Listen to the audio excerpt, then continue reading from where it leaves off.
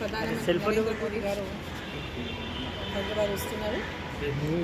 దాని విషయంలో అదేవిధంగా పార్టీ భవిష్యత్తు కార్యాచరణ పైన ఏప్రిల్ 6 అంటే పార్టీ ఆవిర్భావ దినోత్సవం, ఆ తర్వాత అదేవిధంగా జ్యోతిరావు పూలే గారి జయంతి 11th అదేవిధంగా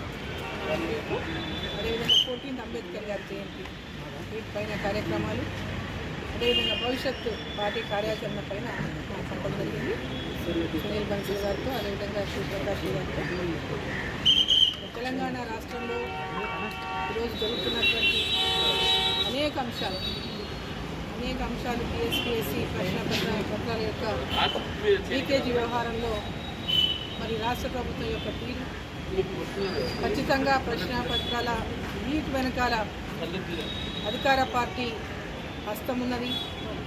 అదేవిధంగా వాళ్ళ యొక్క వెనక సపోర్ట్ లేకుండా ఆ ప్రశ్నాపత్రాలు లీక్ అవ్వడం అనేది సాధ్యం కాదని, పెద్ద చేతులే దాని వెనకాల ఉన్నాయని చెప్పి పదే మేము మాట్లాడుతూ ఉన్నాం. అది వాస్తవం కూడా. మరి కేటీఆర్ గారు పదే దాని నుంచి తప్పించుకునేటువంటి ప్రయత్నం చేస్తూ ఉన్నారు, ఎదురుదాడికి దిగుతున్నారు.